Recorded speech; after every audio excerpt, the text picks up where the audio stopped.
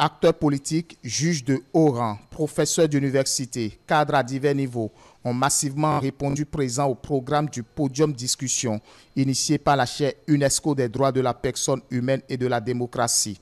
La réflexion porte sur le thème « Le juge et la dévolution du pouvoir politique en Afrique ». Un thème qui mérite d'être plus amplement analysé, a rappelé le professeur Samson Igor Guédégbé, agrégé des droits des facultés de droit, CAMES. Vous avez été invité à la chaire UNESCO pour vous joindre à elle afin de réfléchir sur l'un des sujets les plus préoccupants de notre ère, à savoir l'influence que le juge, qu'il soit judiciaire, constitutionnel ou autre, pourrait avoir, l'influence que ce juge pourrait avoir sur la dévolution du pouvoir politique en Afrique. Et pour mener à bien cette réflexion, il est important de la faire asseoir sur des bases solides. Face au semblant d'une certitude que peuvent laisser ressentir certaines situations sociopolitiques et passe appelant l'office du juge à l'égard de certains acteurs politiques, le thème doit être pensé à l'interrogatif. Il convient alors de prendre au sérieux la valeur des mots. En effet, l'expression est discutée parce que la conjoncture et la contingence se sont invitées dans l'appréciation du pouvoir normatif du juge au point d'alimenter des confusions entre la création du droit par le juge et un hypothétique gouvernement des juges, ce qui, in fine, interroge l'office du juge qui gouverne, mais aussi, faut-il l'avouer, sa légitimité démocratique. Encore faut-il préciser de quel juge il est question dans l'expression controversée du gouvernement des juges. En décembre 1994, le Parlement, où l'opposition est majoritaire, a voté une loi relative aux élections du président de la République et des membres de l'Assemblée nationale qui retire au ministère de l'Intérieur la compétence en matière d'organisation des élections. Or, c'est une tradition héritée de la France, où l'administration est neutre, à la différence des États africains, de laisser le ministère de l'Intérieur gérer le processus électoral. Les députés, n'ayant pas confiance à la neutralité de l'administration, votent une loi pour créer une commission électorale nationale autonome. C'est une première. Le président de la République, qui est opposé à cette décision, demande une seconde délibération, comme la Constitution l'y autorise. Parce que pour le premier vote, la majorité requise est la majorité simple.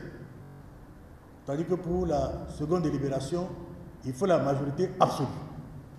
Le Parlement confirme à la seconde délibération cette loi. Le chef de l'État, conformément à l'article 121 de la Constitution, avant la promulgation de cette loi, saisit la Cour constitutionnelle en tant que juge constitutionnel de la conformité de l'article 5 qui crée la Sénat à la Constitution. Le juge constitutionnel constate que la création de la Sénat relève du domaine de la loi, puisque participe du domaine de la loi le régime électoral. Et que par conséquent, le législateur peut aller le plus loin possible, même dans les détails, en matière de régime électoral. Et que par ailleurs, la création de la Sénat est liée, d'une part liée à la recherche au sein de l'administration d'un organe réellement indépendant du gouvernement.